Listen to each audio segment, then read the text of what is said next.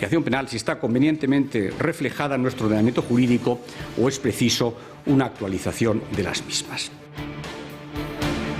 Buenas noches y bienvenidos a las noticias de Intereconomía. Es viernes 27 de abril y el gobierno cede ante el clamor y las peticiones de la calle. La impopular sentencia de la manada ya forma parte de la agenda y de las prioridades del gobierno. Javier Torres, muy buenas noches. Buenas noches, Salva.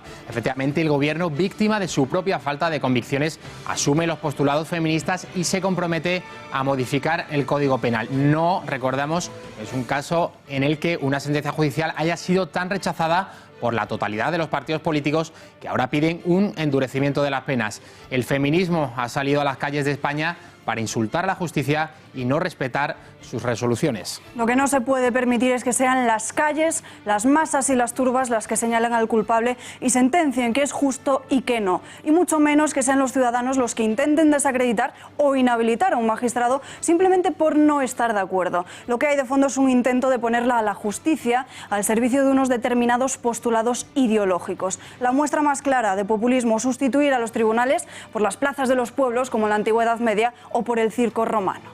Lo que está en juego es mantener el Estado de Derecho y la separación de poderes. Todo país democrático tiene una justicia independiente, aunque a veces dicte resoluciones que no gustan. La manera de cambiar las cosas es a través de los cauces legales en el Congreso de los Diputados.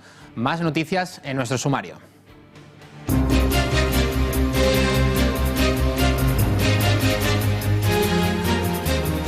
Publicados los nuevos datos del PIB y del IPC por el Instituto Nacional de Estadística. El Producto Interior Bruto mantiene su avance trimestral en el 0,7%, pero recorta 2 décimas, hasta el 2,9% su tasa anual. La economía española vuelve a crecer en el primer trimestre de este 2018, al igual que en los otros 2 anteriores. Y atención, porque es la primera vez, tras 33 meses, que el PIB anual crece por debajo del 3%.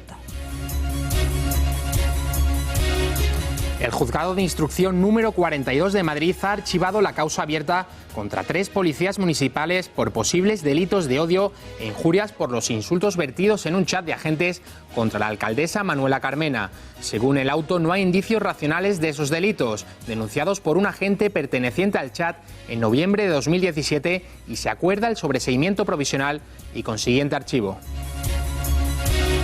Viernes 27 de abril comienza la operación salida para este puente de mayo. La Dirección General de Tráfico espera que se produzcan más de 7 millones de desplazamientos. Nos vamos en directo hasta la Dirección General de Tráfico. Así es, Salva. Operación salida que ha comenzado esta tarde a las 3 de la tarde y que durará hasta el 1 de mayo, el martes. Fechas en las que se pone en marcha el dispositivo especial de vigilancia y regulación del tráfico. Además, la DGT contará con 5 drones que servirán para regular la velocidad de los vehículos desde el aire.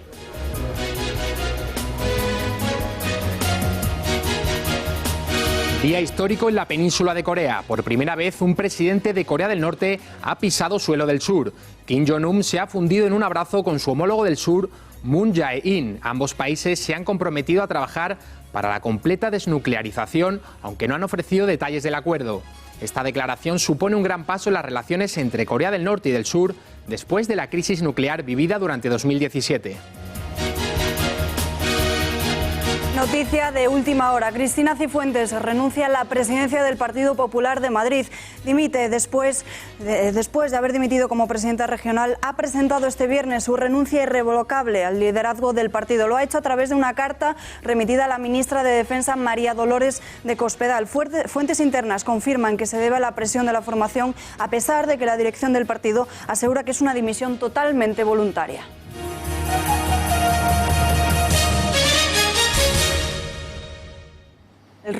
El rugido de las calles parece que ha llegado a las filas del Ejecutivo. El Gobierno pretende revisar el Código Penal ante una legislación que a su juicio entienden que puede ser ambigua. Después de la reunión semanal del Ejecutivo han manifestado su intención de valorar si la tipificación de estos delitos está convenientemente reflejada en nuestro ordenamiento jurídico o si es necesaria una actualización de las mismas. El propio Íñigo Méndez de Vigo ha querido justificarse alegando que la tipificación de estos delitos datan de 1995, dando a entender que se han quedado obsoletos. Se ha puesto en contacto esta misma mañana con la sección penal de la Comisión General de Codificación para valorar si la tipificación de estos delitos, que datan del Código Penal de la época del presidente González, de 1995, si no me equivoco, la tipificación penal, si está convenientemente reflejada en nuestro ordenamiento jurídico o es preciso una actualización de las mismas. Este era el anuncio del Gobierno, pero la primera en manifestarlo públicamente era la ministra de Defensa, María Dolores de Cospedal, y no ha sido la única política que también lo ha reclamado. Por su parte, el secretario de Organización de Ciudadanos, José Manuel Villegas, ha pedido confiar en el Estado de Derecho, pero reitera que el Código Penal debe evolucionar. Pero condenable humanamente desde todo punto de vista, que quizá haya que empezar a pensar si hay que cambiar las calificaciones de los tipos o cómo está configurado en nuestro derecho la agresión sexual y el abuso sexual, que se considera violación. Pero también somos partidarios de que el Código Penal, como el resto de leyes, tienen que ir evolucionando y que la sociedad tenemos que ir viendo cómo mejoramos todas nuestras leyes y también el Código Penal para ser capaces de defendernos ante determinadas actuaciones o ante determinadas agresiones. Pero creo que esa reflexión se debe hacer efectivamente en frío, no en caliente, y con el mayor consenso posible después de un debate entre todos los partidos.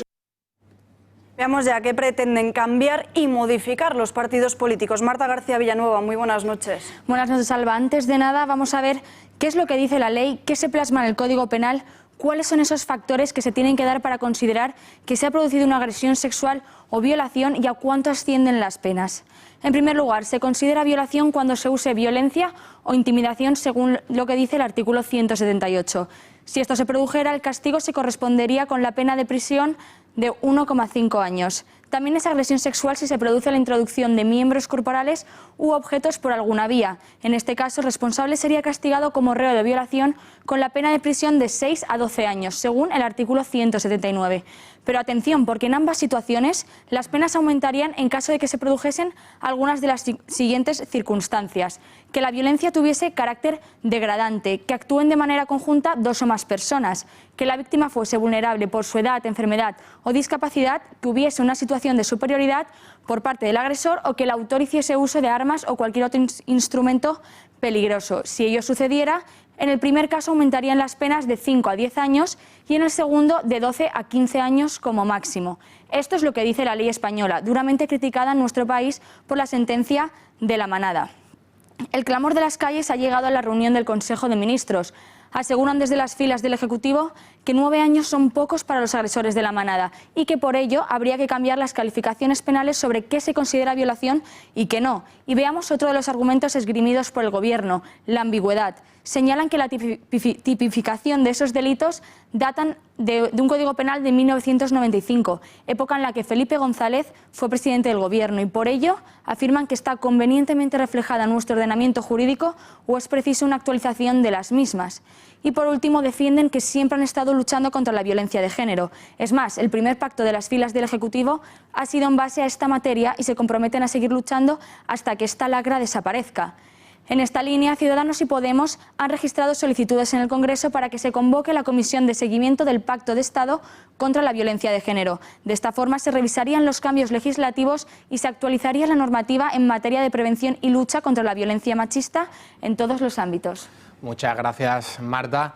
Y ayer el ministro de Justicia, Rafael Catalá, valoraba la sentencia dictada contra La Manada, destacando que ésta reconoce que se ha cometido un delito, que hay una víctima y que hay que dar por supuesto que el juez ha hecho su trabajo conforme a la información que estaba a su disposición. Garantías y seguridad de que en España la ley se cumple, se protege a las víctimas, todos los demócratas estamos del lado de las víctimas.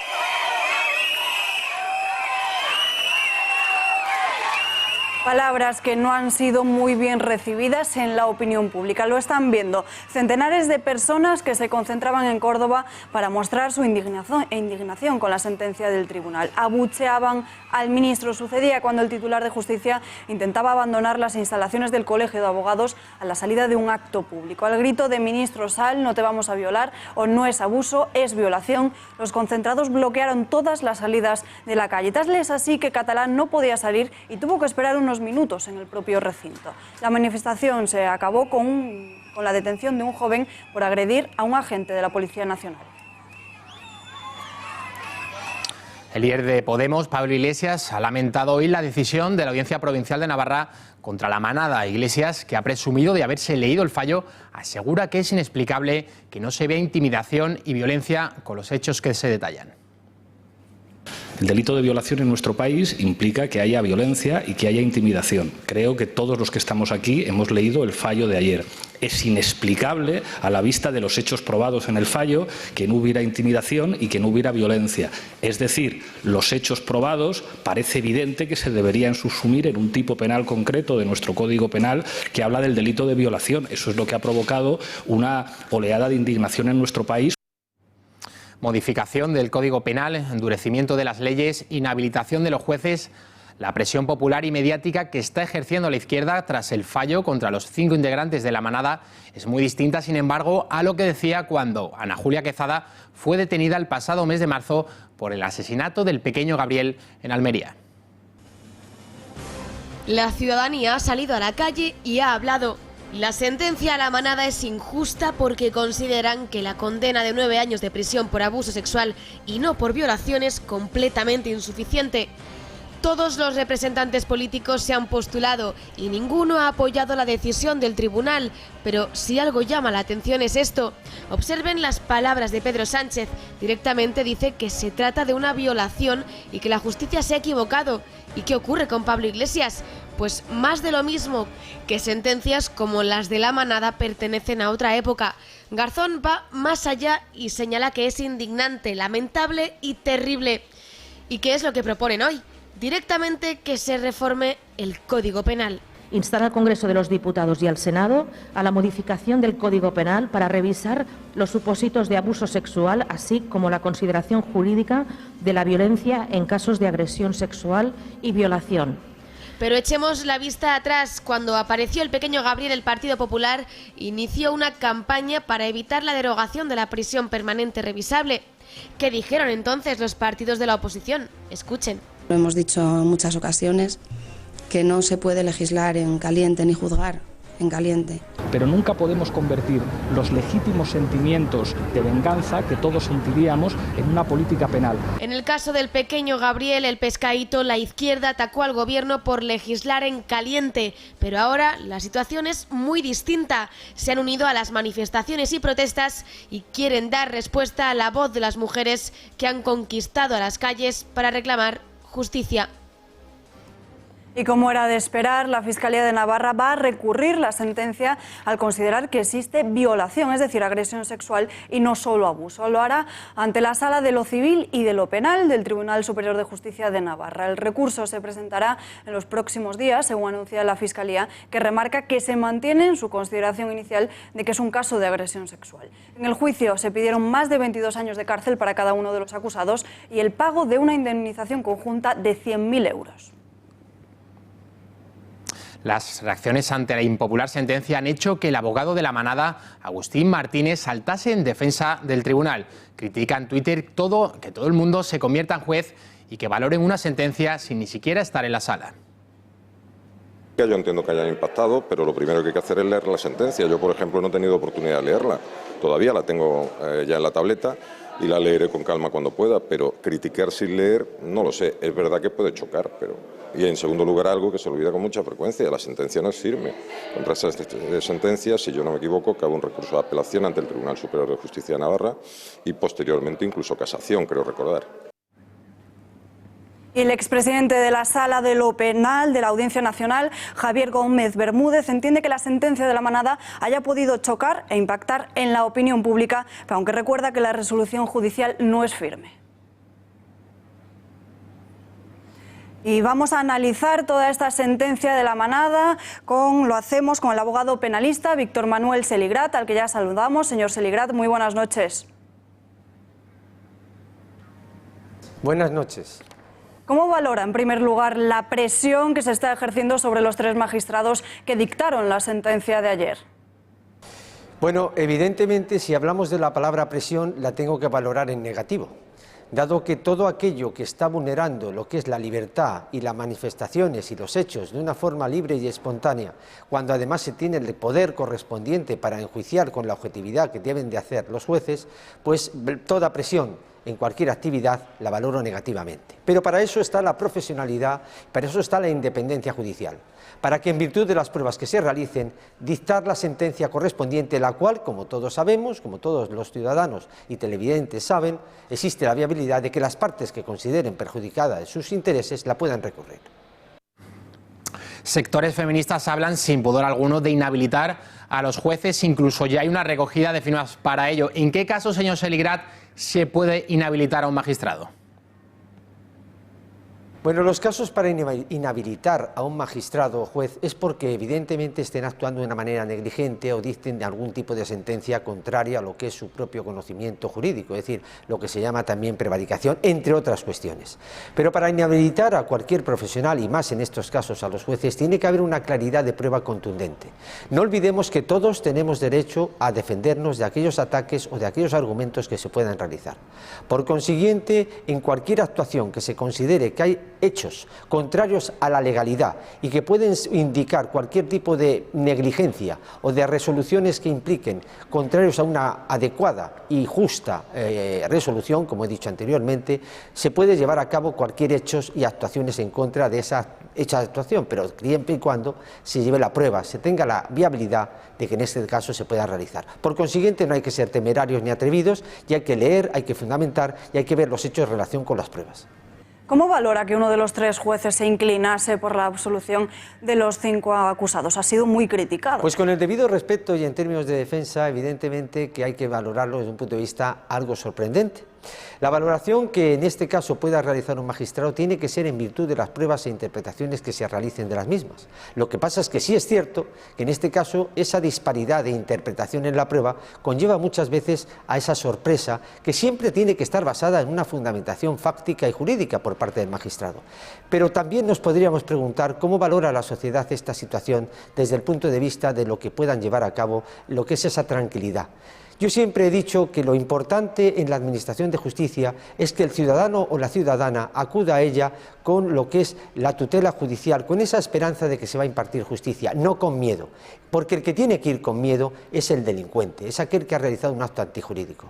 Por consiguiente, la valoración en ese punto de vista estará de acuerdo con lo que es esos hechos que se haya interpretado, pero no deja de ser, con ese respeto, repito, sorprendente ante esta situación, si bien, reitero, la interpretación de las pruebas. ¿Le parece, señor Seligrat, ajustada a derecho la sentencia de ayer? Bueno, en principio diríamos que ya sabéis que soy una persona desde el punto de vista profesional y personal lo más prudente posible, porque creo que en muchas ocasiones los juicios paralelos o interpretaciones paralelas que no son de acuerdo con la interpretación exacta o los conocimientos de los hechos pueden conllevar a errores.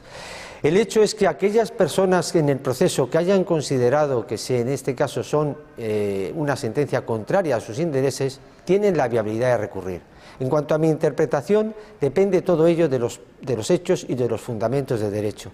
En mis intervenciones que he tenido el honor de colaborar y tengo de colaborar con vosotros, siempre he manifestado lo que no es unas palabras mías, sino unos hechos objetivos. La reina de todo proceso son las pruebas. La valoración está en esas pruebas y en ese proceso, y sobre ellas las partes recurrirán o estarán de acuerdo con lo que sean los fundamentos del derecho y el fallo de la misma. Señor Seligrat, muchas gracias y buenas noches. Gracias a vosotros, un abrazo.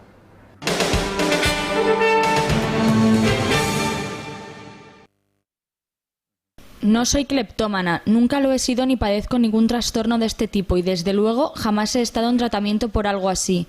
Lo que ocurrió en el famoso vídeo fue un incidente fruto de un simple despiste involuntario que se solventó sobre la marcha. Solo eso. Algo que además puse en conocimiento de la propia policía cuando hace unos años ya se me intentó extorsionar con esas imágenes.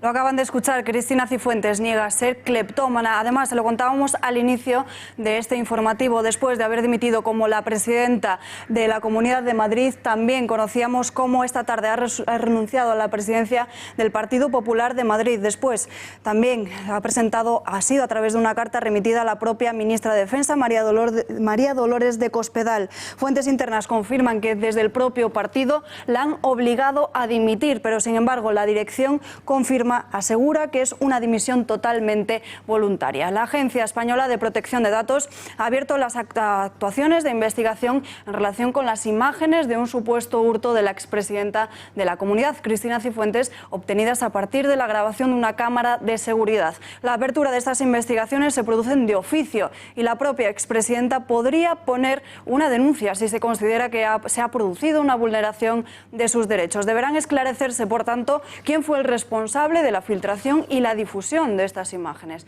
Podría tener que hacer frente a una multa que asciende hasta los 300.000 euros. El Juzgado de Instrucción número 51 de Madrid ha abierto diligencias para investigar las denuncias presentadas por un presunto delito de falsedad documental en relación con el máster de Cristina Cifuentes en la Universidad Rey Juan Carlos. Además, la justicia ha citado a declarar como investigado al catedrático Enrique Álvarez Conde, director del polémico máster de la expresidenta madrileña, por un presunto delito de falsedad documental. El aparente hurto ya ha obligado al presidente de Gobierno a dar instrucciones para el relevo de Cifuentes, mientras se desconoce al candidato. Ángel Garrido asume la presidencia en funciones hasta la celebración de un pleno de investidura y todas las miradas le apuntan como nuevo presidente de la comunidad. Él prefiere dejarlo en manos de Rajoy.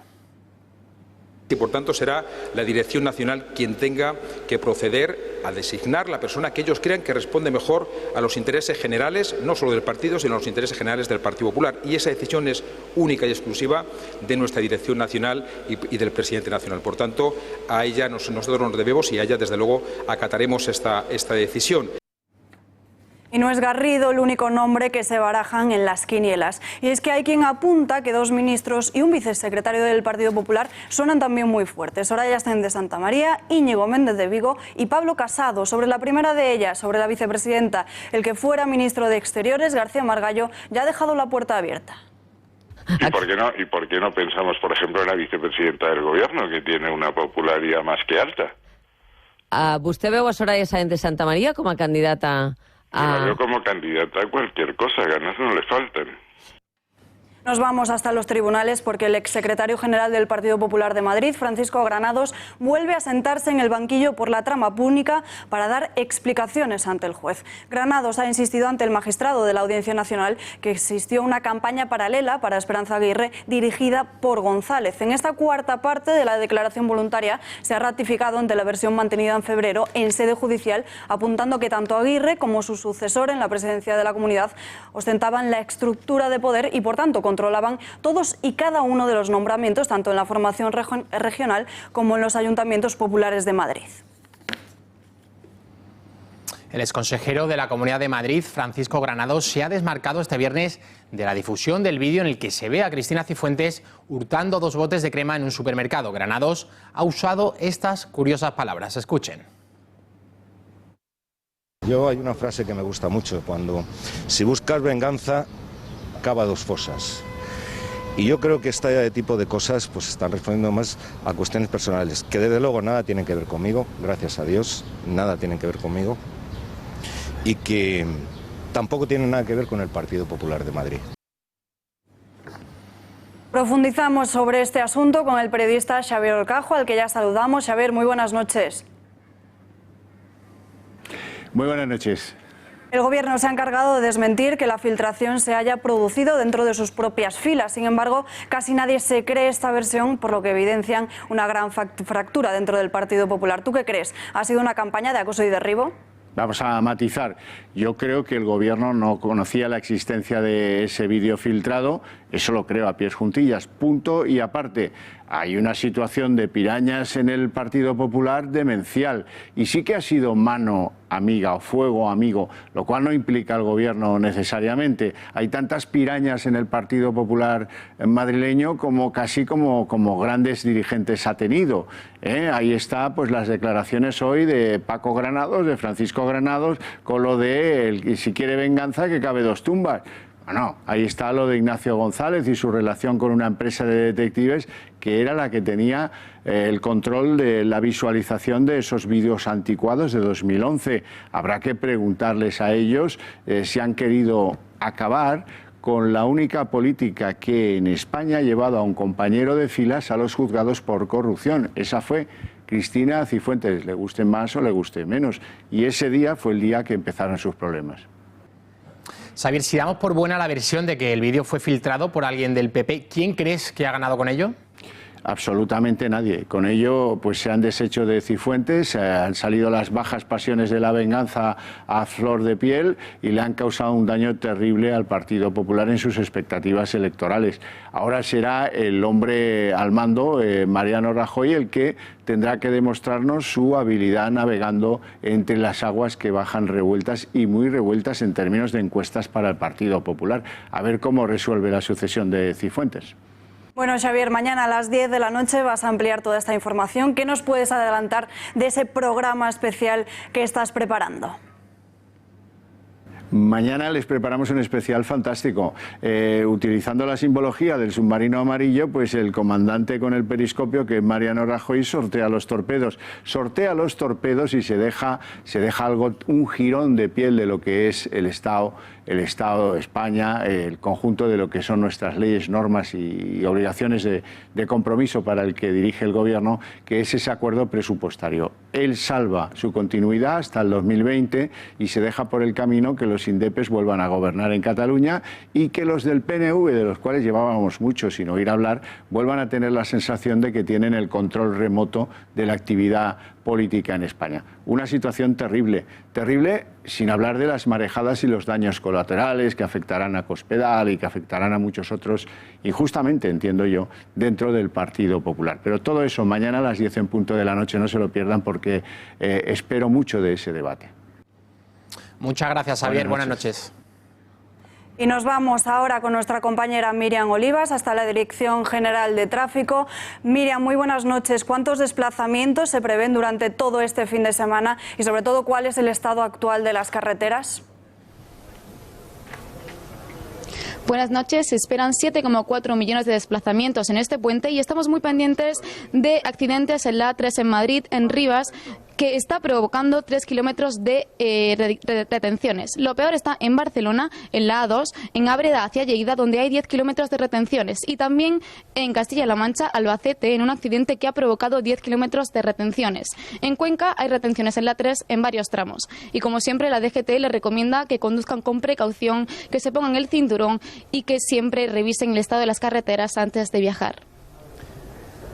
Miriam, muchas gracias por esa información desde la DGT.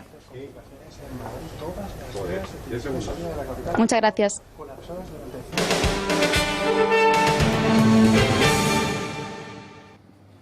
Abrimos crónica catalana porque el Tribunal Constitucional admite a trámite la impugnación de la candidatura de Carles Puigdemont a la presidencia de la Generalitat. Se trata de la petición que el Gobierno realizó este enero contra el hecho de que el separatista se postulase a distancia como presidente y la convocatoria de un pleno para investirle como tal, que fue suspendida en marzo y ha vuelto a serlo ahora. La admisión a trámite y la suspensión del pleno, acordada en tanto no se pronuncie el alto tribunal sobre el subfondo del asunto, implica que si el Parlamento convocara ahora un pleno para elegir a Puigdemont a distancia estaría desobedeciendo al Constitucional. Es decir, Puigdemont que sigue sin poder ser candidato telemático por orden del Constitucional. Y a pesar de ello, el presidente del Parlamento, Roger Torrent, hace oídos sordos al convocar un pleno para el día 3 y 4 de mayo para debatir la modificación de la ley de presidencia para poder elegirle a distancia.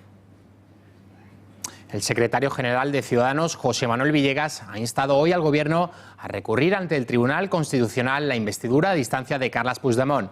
Villegas ha aludido al intento de golpe a la democracia ocurrido en Cataluña, donde se intenta separar a los catalanes del resto de los españoles y dividir a los catalanes entre sí.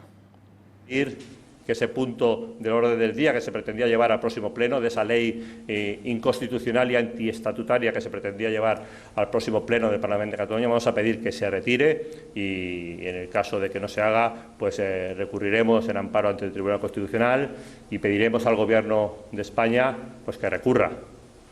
Tal y como se lo adelantábamos la semana pasada, Oriol Junqueras da un paso al frente y solicita a las instituciones penitenciarias su traslado a una cárcel catalana. El que fuera vicepresidente del Gobierno alega que para su acercamiento los mismos argumentos que Jordi Cuixart con las conocidas como las reglas Nelson Mandela, por las que insta a reducir al mínimo el sufrimiento a los reos.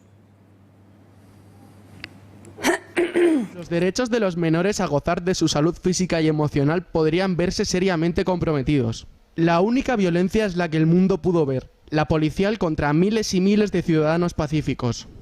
¿Por qué se mantiene una medida tan drástica como la prisión preventiva para mí y para los demás encarcelados si los delitos que nos atribuyen no se sostienen? Han invertido la carga de prueba. ¿Somos culpables a menos que demostremos lo contrario? Lo que se realizó en Cataluña el 1 de octubre fue un referéndum de autodeterminación en el que participaron más de 2 millones de catalanes. Votar no es un delito. Y mientras el separatismo trata de investir al expresidente huido Carles Puigdemont, el adoctrinamiento sigue presente en las calles catalanas. ANC y Unión Cultural han colocado unas celdas en las calles de diversos municipios de Cataluña. Uno de ellos es Balaguer, en Lérida, donde los independentistas invitan a los niños a entrar para que entiendan la situación por la que están pasando los presos políticos. Estas celdas llevan meses instaladas y van cambiando de localización cada cierto tiempo. En su interior, los independentistas protestan por la situación de los políticos presos y muchos padres animan a sus hijos a que se hagan partícipes del proceso soberanista. En las imágenes se puede ver a un grupo de niños jugando con los lazos amarillos, símbolo de los independentistas, y algunos llevan colgados varios al cuello. Y volvemos a esa infiltración en los GDR. Juanma Pérez Noya, muy buenas noches. ¿Qué tal? Buenas noches. Bueno, pues aparte de estar con los compañeros de los GDR, que habitualmente retiran esa propaganda independentista, también hemos querido pulsar la opinión de otros protagonistas que muchas veces están cuestionados. Los Mossos de Escuadra, a quienes se señala por supuestamente apoyar solamente el lado independentista de Cataluña. Nosotros hemos estado con Ángel Gómez, que es el presidente de la Unión de Mossos por la Constitución. ¿Qué pasa con esos Mossos que si están a favor de la unidad de Cataluña y España, están perseguidos o no? Bueno, pues así ha sido la historia muy dura que él nos ha contado en primera persona. El procés ha afectado a todos los ámbitos y esferas de Cataluña, incluso a los Mossos de Escuadra. La Policía Autonómica vive señalada por su polémica actuación durante el 1 de octubre y por la deriva independentista de sus mandos. Por ello, algunos agentes han decidido dar un paso al frente. Ángel Gómez, junto a otros muchos efectivos, ha fundado la Unión de Mossos por la Constitución. Es un cuerpo que ha sido politizado e instrumentalizado en virtud de los intereses de un proyecto político. De hecho, el referéndum ilegal supuso un antes y un después para el cuerpo. Ángel nos confirma que días antes del 1 de octubre ya sospecharon de las decisiones de sus mandos. Se vivió con indignación y estupor. No daban crédito a lo que estaban viendo, no se lo podían creer. Incluso ya de antes se sospechaba que el dispositivo desplegado pudiera no ser efectivo para cumplir las órdenes de fiscalía. Con esta declaración también quiero un poco limpiar la imagen de los Mossos. Los Mossos están mayormente formados por la escala básica y son profesionales al servicio de la ciudadanía y que respetan la legalidad. O sea, no es que los Mossos fueran inoperantes o los Mossos desobedecieran a fiscalía. Hubo instrucciones de tipo político, colaboradores necesarios, cómplices, encubridores, culpables por omisión, que permitieron ese desaguisado que se pudo ver por la televisión y por la prensa. Ángel insiste, no todos los Mossos son culpables y hay que diferenciar la escala básica de los mandos policiales. La mayoría de Mossos de la escala básica están por la defensa de la legalidad. Son personas sencillas, trabajadores, profesionales, cualificados y han hecho un juramento a la Constitución y lo están cumpliendo o lo intentan cumplir. Otra cosa son las direcciones, las directrices y las interpretaciones políticas. Eso es aparte, pero también tenemos nosotros que incidir en eso. Tenemos también que mojarnos, como estamos haciendo, asumir unas cargas, unas responsabilidades, un trabajo que nos excede, arriesgando patrimonio, salud, puesto de trabajo, ostracismo profesional y estando intervenidos. Imagínese usted cuando acabe la intervención, los que nos hemos señalado por nuestra defensa de los derechos fundamentales y libertades públicas y la Constitución española, ¿en qué situación nos dejan? Y es por eso por lo que los Mossos constitucionalistas temen las represalias del independentismo.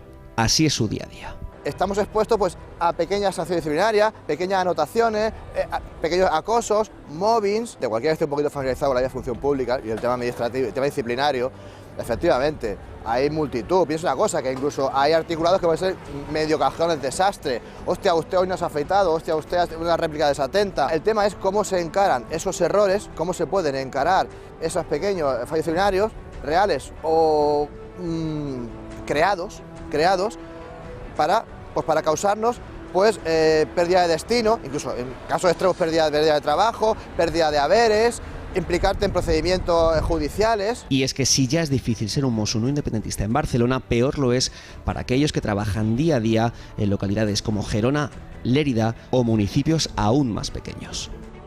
Esos agentes que están ubicados geográficamente en esos ámbitos, su vida es un infierno. Se continúa actuando o reprimiendo de alguna manera a los Mossos que expresan abiertamente su lealtad constitucional. Tome nota, en nombre del Ministerio del Interior. Bueno, y por desgracia el caso de estos Mossos de Escuadra no independentistas no es el único en el que existe represión. Aún peor, aún más agresivos son esos independentistas, sus ultras, esos secesionistas radicales que atacan directamente a aquellos que retiran propaganda. No son precisamente unos valientes, no atacan a grupos grandes en los que hay muchos hombres, sino que lo hacen en grupos reducidos donde hay preferiblemente para ellos mujeres incluso de avanzada edad. Una de ellas, Carmen, de 66 años, fue agredida brutalmente por un independentista cuando retiraba propaganda a favor de los supuestos presos políticos, y también nos hemos desplazado Raúl, compañero del equipo técnico de Intereconomía, y yo hasta Barcelona para hablar con ella. A sus 66 años, Carmen sigue siendo una rebelde. Todas las semanas participa con distintas brigadas de los GDR retirando propaganda independentista. Si ellos quieren reivindicar algo porque creen en que hay presos políticos, yo no lo creo, pero bueno, ellos creen, pues que lo pongan en sus balcones, pero que no ocupen el espacio público porque eso es de todos. Ellos han creído que Cataluña es suya. E incluso cuando vamos a barrios nos echan, amenazándonos, incluso algunos sacan barras extensibles y nos echan, que es su barrio, y que nos vayamos de allí. Sin embargo, su rebelión no es tan sencilla. A menudo son objeto de insultos, amenazas e incluso agresiones. Hay muchos que han agredido, insultado es lo de siempre, fachas, hijos de puta, y hay un compañero pues que en su puerta de más le han puesto pues amenazas de bomba. Es tic tac boom. Esos son los señores que se llaman ser pacíficos. Nosotros, cuando vemos que están poniendo lazos, no nos metemos con ellos ni decimos nada, simplemente luego vamos a limpiar nuestra ciudad. Carmen fue atacada hace apenas unos días por un independentista que le provocó daños en todo el cuerpo. O estás con ellos o en contra, y si saben que estás haciendo algo de esto, pues van a por ti. Tengo un poco de miedo de lo que le pueda pasar a mis hijos o a mis... Pero yo no tengo miedo, porque creo que estoy luchando por algo que es mío, por mi país. Para Carmen no hay duda, dentro del independentismo más ultra hay bastante violencia. Demuestran que es todo falso, que ni son de la sonrisa, ni son pacíficos, ni son nada. El señor que me agredió a mí iba por nosotras, le importaba muy poco que fuésemos mujeres porque yo iba como voy ahora, yo no me tapo, yo no me cubro. Él sabía que estaba atacando a una señora mayor y no le importó.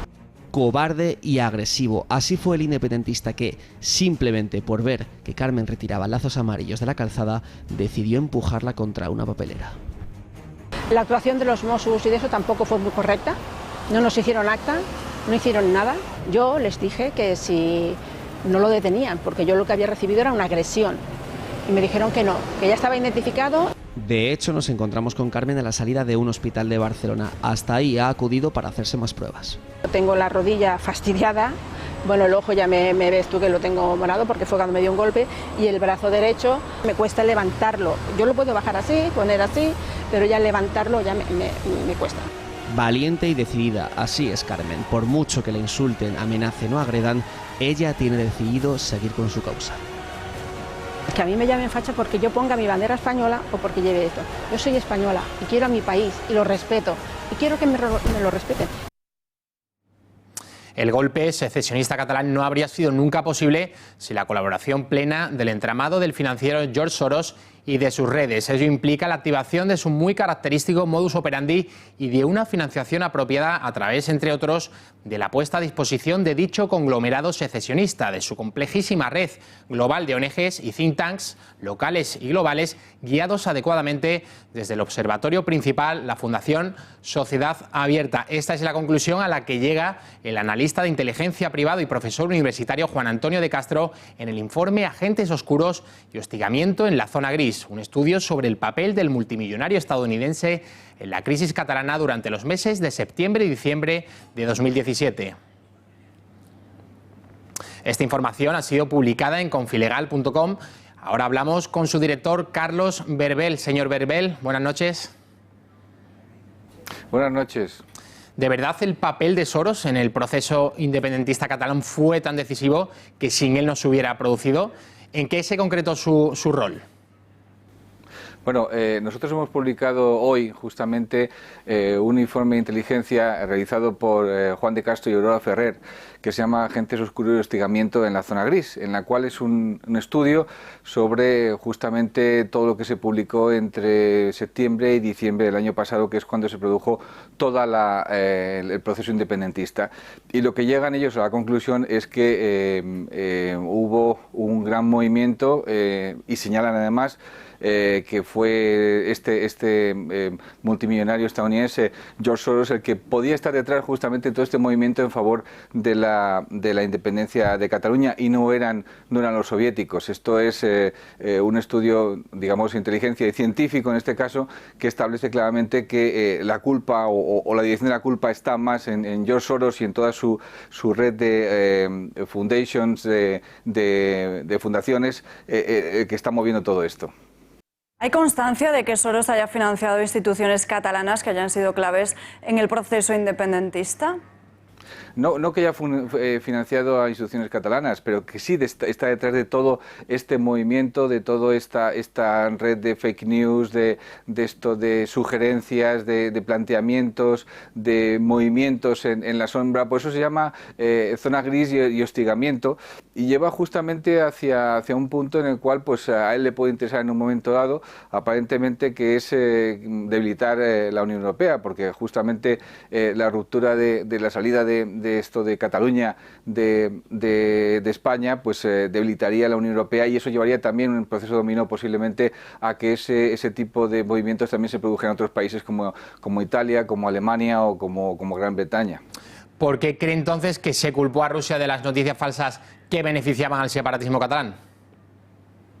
Esto es lo que los dos autores del informe se están preguntando. Ellos comenzaron el objetivo, el análisis de las fuentes abiertas, que es como se llama, a principios de septiembre, con la idea de saber hasta qué punto Rusia estaba detrás de todo este movimiento, y se dieron cuenta al cabo de unas semanas de que todo era una cortina de humo y era una forma de indicar o de quitar justamente la culpa hacia lo que ellos consideran, o la fuente que ellos consideran más precisa de toda esta interacción, que es el multimillonario George Soros.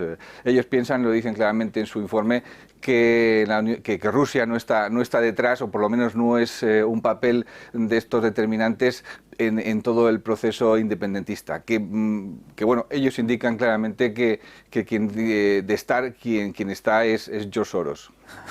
El Constitucional ha admitido a trámite la impugnación de la candidatura de Puigdemont. ¿Qué le puede suceder al presidente del Parlamento, a Roger Torrent, si finalmente convoca un pleno de investidura?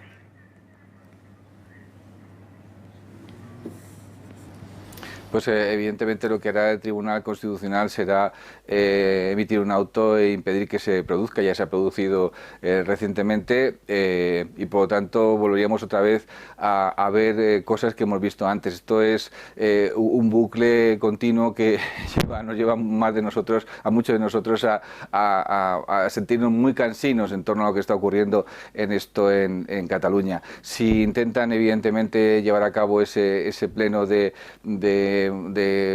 hacerle presidente, pues se van a encontrar con lo mismo que se han encontrado antes, con el no y con la impugnación, y por lo tanto volvemos a la casilla de salida. Gracias y muy buenas noches. Buenas noches.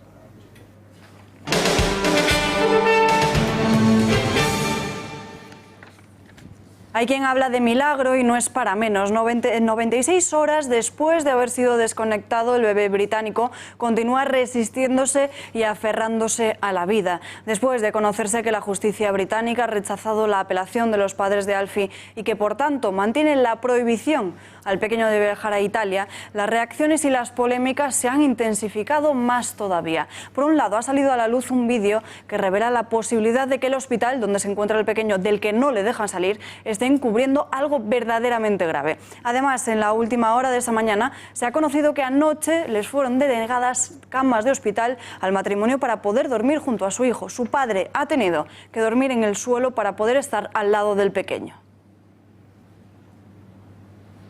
El silencio que en general ha dedicado la política española ha tenido, sin embargo, dos excepciones, las del portavoz de Ciudadanos en el Congreso, Juan Carlos Girauta, y la del presidente de Vox, Santiago Abascal. Lo desenchufaron pensando que moriría en minutos, pero sigue respirando días después.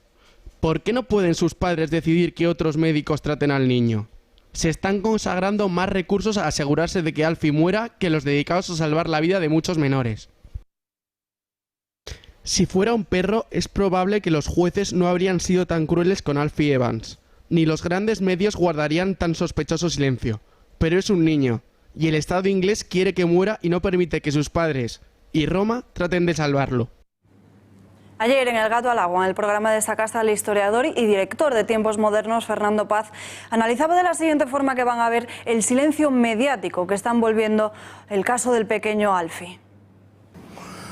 Bueno, en cuanto al silencio mediático, me parece que es muy indicativo porque, en definitiva, los medios obedecen a un determinado interés que les lleva a sacar en primera plana a el pobrecito Aylan, por ejemplo, que murió en una playa turca, y a silenciar este hecho por completo, ¿no? Bueno, pues me parece que es altamente indicativo de las intenciones de quienes mueven todo esto, de quienes mueven los medios y de quienes están moviendo la opinión pública. Yo creo, suscribiendo las palabras que comentaba antes Jorge, que si la civilización vale algo, y la nuestra desde luego vale mucho, es porque una persona tiene un valor enorme. Occidente, al que frecuentemente fustigamos de manera inmisericorde, es la única civilización que se ha creado sobre el valor de la persona. Fuera de Occidente, la persona no vale nada. Yo no apuntaría tanto al Estado como protagonista, sino como instrumento. Lo que hay detrás de esto es una ideología. Es lo que Juan Pablo II denominaba la cultura de la muerte. En Occidente hay una auténtica veneración en este momento por la cultura de la muerte y por la cultura de la esterilidad. Es así. Esta historia de la vida indigna de ser vivida y de la vida inútil viene de muy lejos. Esto viene de finales del siglo XIX y de comienzos del siglo XX. Y eran fundamentalmente fuerzas progresistas los que impulsaban la eugenesia. Tiempo ahora de opinión. Conectamos con nuestra reacción con el periodista Rafa Núñez Huesca. Rafa, buenas noches. ¿Cómo valoras todo lo que está aconteciendo sobre el caso Alfie Evans? El diagnóstico médico falló. Le daban al pequeño Alfie Evans apenas 20 minutos de supervivencia después de desconectarlo, y lleva ya vivo varios días. De manera que la ciencia médica puede fallar, de hecho aquí ha fallado, y también puede fallar la justicia. La justicia británica se negó a concederle a los padres la soberanía, la tutela del menor. El Estado británico se ha erigido en soberano del menor y no solo ha impedido la reclamación de los padres, no solo se ha empeñado en desenchufar al menor, sino que de manera incomprensible se niega también a que pueda ser trasladado a un hospital italiano, un hospital romano, donde allí sí velarían por la vida del pequeño Alfie Evans. Esto es incomprensible. Estamos ante una sociedad con visos de estar enferma, en el sentido de que, al menos en España, no sé si recuerdan ustedes aquel caso del perro Excalibur, donde toda la sociedad se movilizó para intentar que el perro no fuera sacrificado. Y sin embargo el caso del pequeño Alfie Evans, excepción hecha de Intereconomía, está pasando desapercibido en la gran mayoría de los medios de comunicación. El chaval se agarra a la vida, el bebé se agarra a la vida, el bebé está superviviendo durante varios días, y veremos cómo acaba todo esto, porque ahora el nuevo reto, el nuevo desafío para los médicos británicos es enfrentarse a una situación que no tenían prevista, y es que el bebé vive, el bebé quiere vivir. Veremos cómo se soluciona todo esto. Y seguimos. Muchas gracias, Rafa. Seguimos ahora en clave internacional, día histórico, como avanzamos en nuestro sumario, en la península de Corea. Por primera vez, un presidente de Corea del Norte ha pisado suelo del sur. Kim Jong-un se ha fundido en un abrazo con su homólogo del sur, Moon Jae-in. Ambos países se han comprometido a trabajar para la completa desnuclearización, aunque no han ofrecido detalles del acuerdo. Esta declaración supone un gran paso en las relaciones entre Corea del Norte y su vecino del sur después de la crisis nuclear vivida durante el año 2017.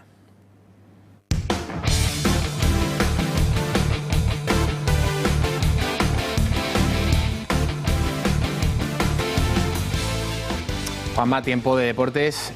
Andrés Iniesta ha anunciado que se marcha del Barça. Esta va a ser ya su última temporada en la Liga Española. Sí, bueno, Javier Alba, era una noticia que se esperaba, pero no por ello no deja de ser triste. Muy triste también ha sido, o por lo menos muy emotiva, la despedida del crack albaceteño del FC Barcelona. Ha comparecido, como estamos viendo, en una repleta sala del Camp Nou, acompañado por todos sus compañeros, por su familia más íntima, su círculo más cercano.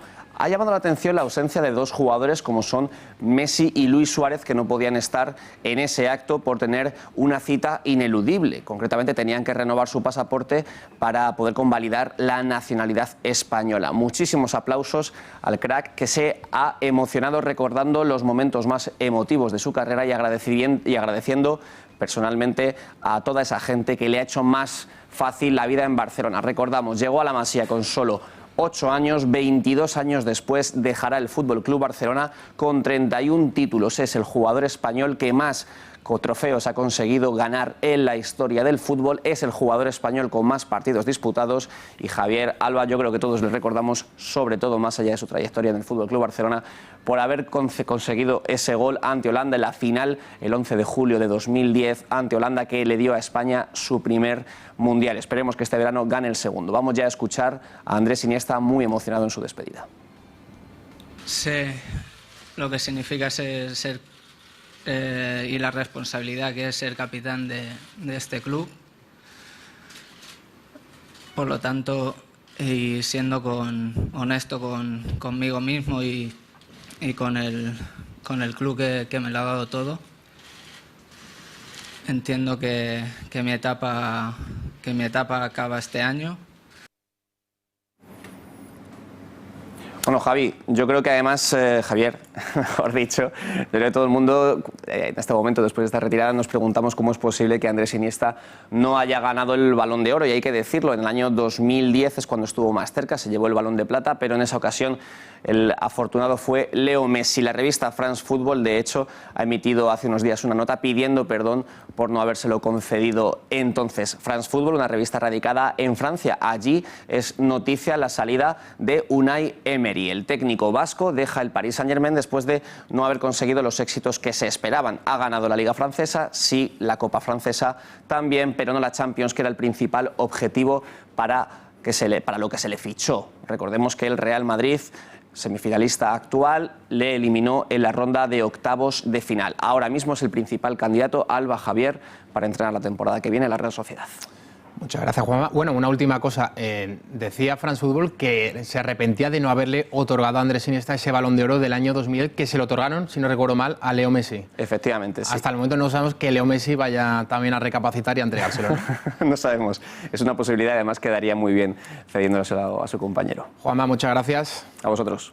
Y muchísimas gracias a todos ustedes por su confianza. Volvemos después del puente, será el jueves, con más información a las 8:30 en Noticias de Intereconomía. Muchas gracias. Así es, mientras tanto, no se olviden, hoy a las 10 de la noche, 6 Mujeres sin Piedad con David Broncano, y mañana ese especial informativo con Xavier Orcajo. Recuerden, si cogen el coche, muchísima precaución al volante. Que tengan un buen puente.